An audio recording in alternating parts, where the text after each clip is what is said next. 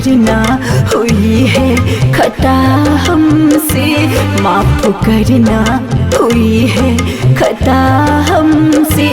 आपसे जो ये दिल लगा बैठे, माफ करना हुई है खता हमसे।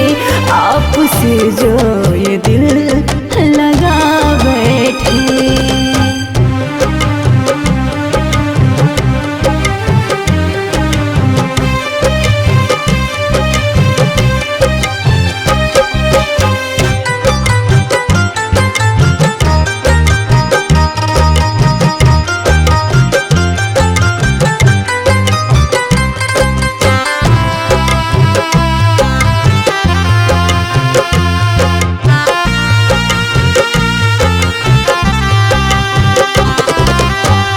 मिटते नहीं तेरी याद भी अब तो मिटाने से। कैसे दिखाऊं सनम अपना जख्म जबाने से।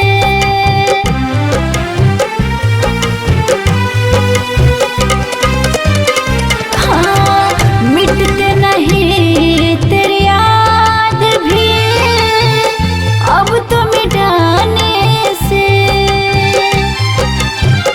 कैसे दिखाऊं सनम अपना जख्म जबाने से। हम मोहब्बत में सब कुछ लुटा बैठे, हम मोहब्बत में सब कुछ लुटा बैठे। माफ करना हुई है खता हमसे, माफ करना हुई है खता हमसे। आपसे जो ये दिल लगा बैठे, आपसे जो ये दिल लगा बैठे।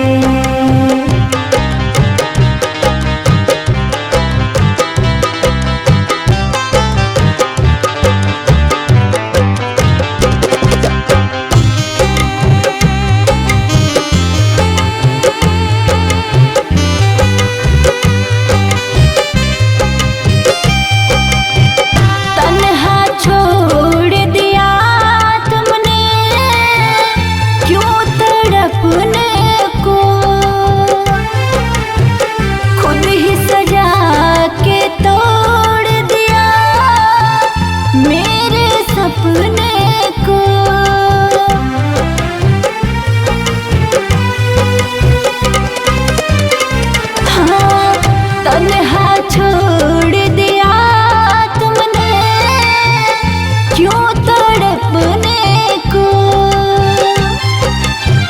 खुद ही सजा के तोड़ दिया मेरे सपने को। राहुल रासिक को सरिता भुलाए कैसे, राहुल रासिक को सरिता भुलाए कैसे। माफ करना हुई है खता हमसे, माफ करना हुई है खता हमसे। आपसे जो ये दिल लगा बैठे, आपसे जो ये दिल लगा बैठे।